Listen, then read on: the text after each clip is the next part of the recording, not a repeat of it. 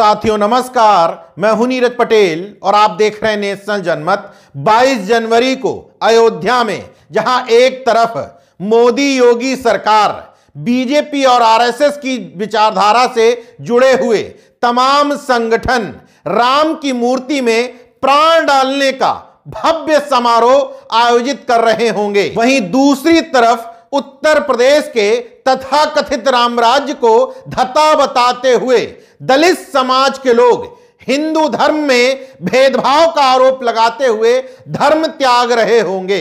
ये मैं यूं ही नहीं कह रहा हूं, नेशनल जनमत के हाथ जिलाधिकारी को लिखा हुआ एक पत्र हाथ लगा है। इस पत्र में दलित समाज के लोग सवाल कर रहे हैं, क्या हिंदू धर्म जातिगत भेदभाव पर टिका हुआ है? और ये कहते हुए जिलाधिकारी को चेतावनी दे रहे हैं कि जब इस हिंदू धर्म में हमारा सम्मान है ही नहीं तो हम 22 जनवरी को धर्म परिवर्तन कर लेंगे।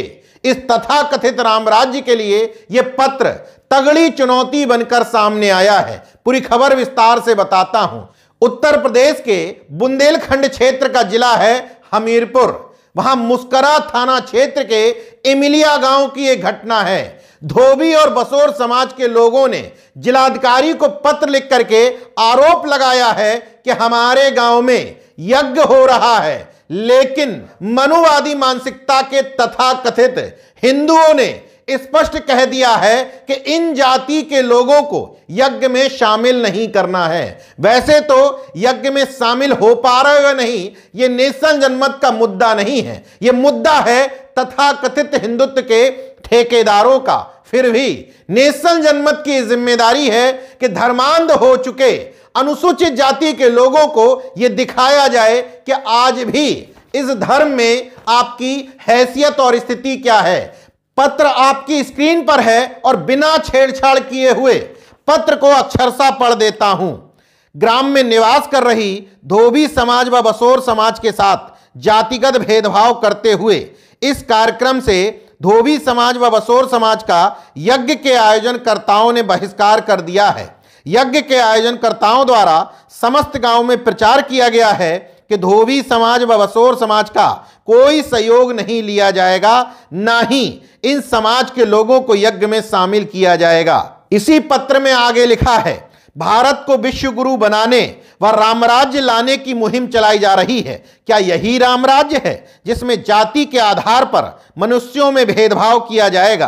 क्या ऐसे ही रामराज्य की कल्पना की जा रही है जहां मनुष्य को मनुष्य नहीं समझा जाएगा?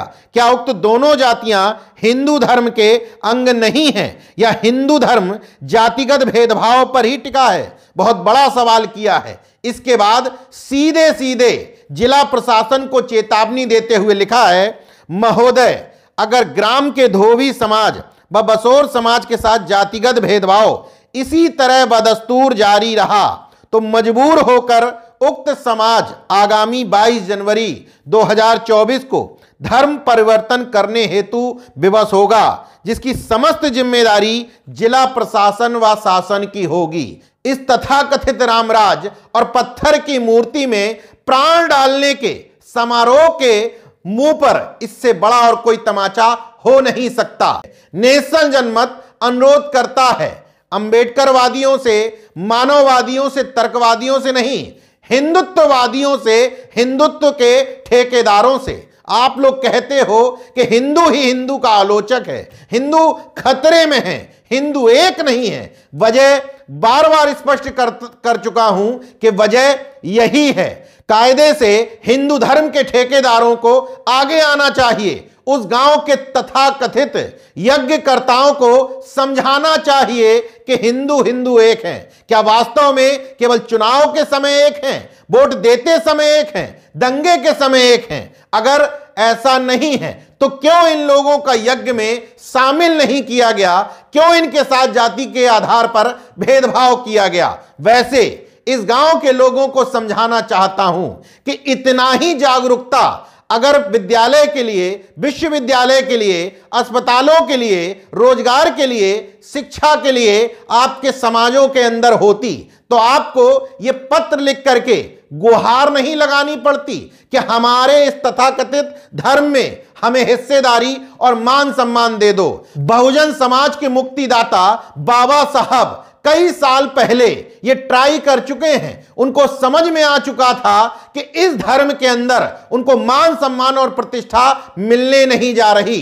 शायद इसी वजह से बहुत सोच विचार करने के बाद उन्होंने बौद्ध धर्म ग्रहण करते हुए कहा था कि मैं पैदा हिंदू में जरूर हुआ लेकिन मरूंगा हिंदू नहीं। अगर आपको इतनी सी बात समझ में नहीं आ रही तो धर्म के ठेकेदारों के सामने जितना मर्जी आए गिड़गिड़ा लो। शासन प्रशासन के दबाव में झूठा सम्मान तो मिल सकता है लेकिन दिल से यह आपको सम्मान देने वाले कतई नहीं हैं।